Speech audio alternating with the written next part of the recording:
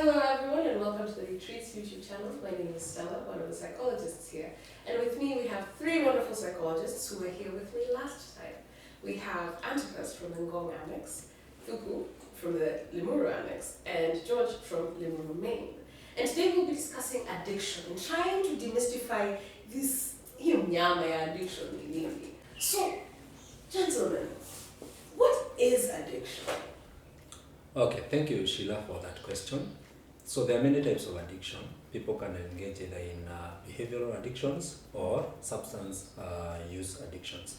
So for substance use addictions is a state where a person uses a substance excessively despite harmful consequences. So a person just continues to use a substance, but it is affecting their lives negatively. Yes. Is the use of the substance the only symptom that there is? Or are there other signs and symptoms that someone can look out for? There are definitely signs and symptoms, and even as we are giving these signs and symptoms, one thing that you'll notice is that it is also progressive in nature. And usually in the first few stages, you'll notice impairment of control. When you're talking about impairment of control, it is about the amount this person is taking. Person has intended to take, for example, if it is alcohol, just one beer bottle, then they end up taking like 5 of them. Then there is impairment of control in terms of also the time. Person had intended to only take the substance during weekends, and the person finds that they are taking the substance even during the weekdays. Then as it progresses, we also start seeing social impairment. Social impairment comes in terms of occupation.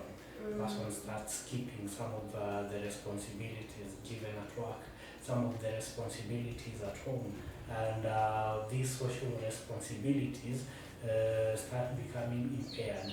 Then as we progress, we also have and the other risky use, which Antipas can take us through. Yeah, we can. I think it progresses to risky use, whereby you find also in terms of quantities, one takes larger amounts of the substances that they intended. Also in terms of the duration, probably you say you take about 30 minutes to ingest on the substance, but you find yourself spending probably the entire night, or and that is when you find now it starts affecting your physical wellness, or even how you function, and that is when now it graduates, or it morphs into well, let's say the physical aspects, whereby when you withdraw or when you stop using, you find that the consequences are unbearable, and that is when we talk of the withdrawal syndrome. And that is when now it will warrant a pharmacological intervention, whereby we will need to use medications, or we'll need to involve a professional who is a psychiatrist at this point to be able to take you through the processes whereby they will get rid of these substances, because anytime you stop using, it triggers the withdrawal syndrome. Yes.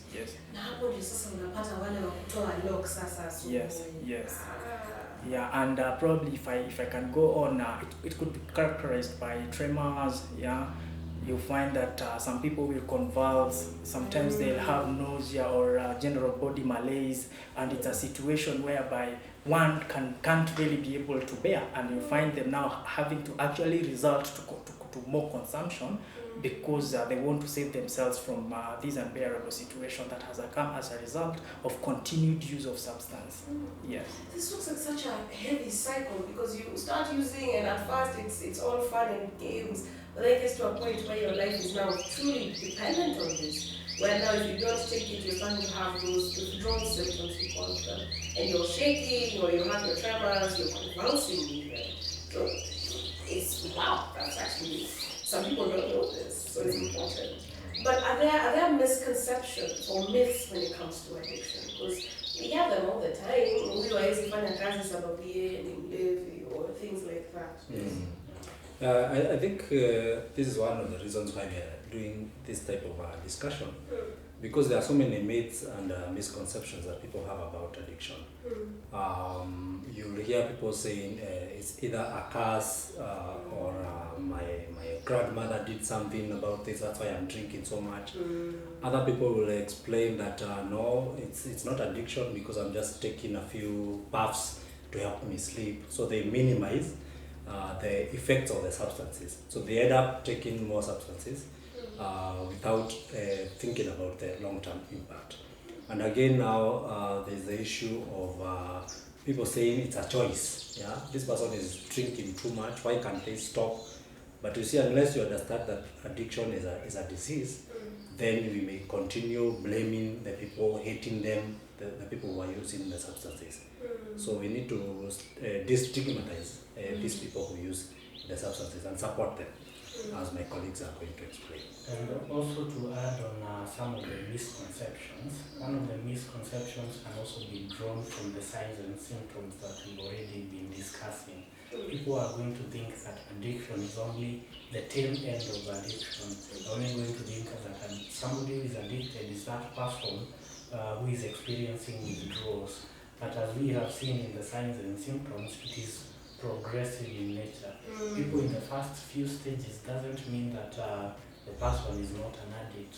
They're also in the cycle of addiction. They're also in the process of getting to that tail end of addiction, and that can also, and in fact, if we address it at those earlier stages, it becomes a lot easier to manage.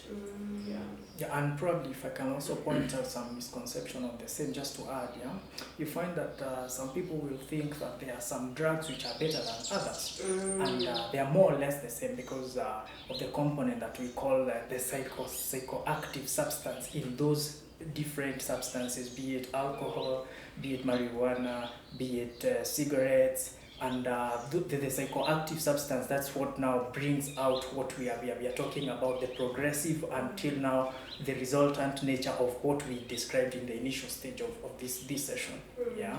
So there is no good or bad drug. There is no such amounts that we can say they are helpful or they are healthy for consumption.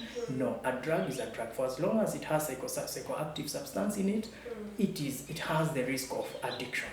Yes.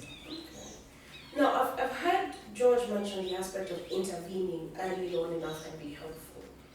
That moves now towards treatment. What are the treatment options that are there when we're looking at addiction? Does everyone have to go into rehab? Or what? Sasa ni maombi for those people who think it's a curse, so on and so forth. So when you're looking at the interventions, the key thing to look at is the phase in which the intervention is being made. If the intervention is being made in the early phases of the addiction, when there are just a few symptoms of the impaired control, usually the intervention is just brief intervention. Brief intervention is where you educate the person about the consequences or the effects of using that substance, then they make their own decision. This person will not need to go into rehab.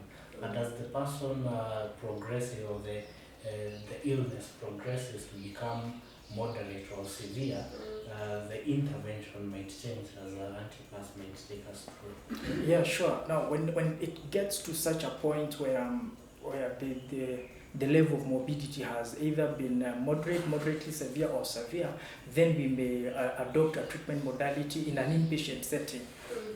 Whereby now we bring in the professionals or the specialists, in this case a psychologist and a psychiatrist. And usually the initial stage or the first stage is the detoxification and stabilization. Because as we mentioned, we said that there are these withdrawal syndromes which one must have taken care of with the help of this clinician for them to be able now to start on the entire process of treatment. Yes. And now, there's always the question of, do these programs work or do these interventions work? Is there a possibility that someone will go in and actually come out better? Or is it just, it's a scam? Thank you, Stella. And I think the first thing to say is that treatment works, especially if it's aimed at addressing the reasons why this person in the first place became addicted.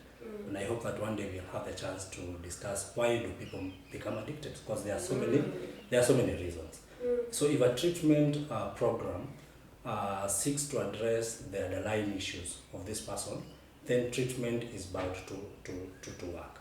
So there is hope for those people who have substance use disorders, and the best thing that we can do as a society is to help them, to stop blaming them, to stop hating them, to understand that this is an illness that needs treatment. And if the society can support these efforts, then these people, there is hope for them. Yes. Thank you so much, gentlemen. I think today has been at least very eye-opening in understanding that addiction doesn't just happen. It is not just a one-off, it's something that progresses and takes time, and then this person ends up stuck in this cycle where they are now using more or less to keep themselves alive because of that dependence. And thank you also for bringing out the treatment options. If you notice anyone struggling or suffering from any of the signs and symptoms that were mentioned today, you can seek help. We do have our contacts in the description box below, as well as our handles. Sorry about that. On all social media platforms. Thank you very much for joining us today, and join us next time. Thank you.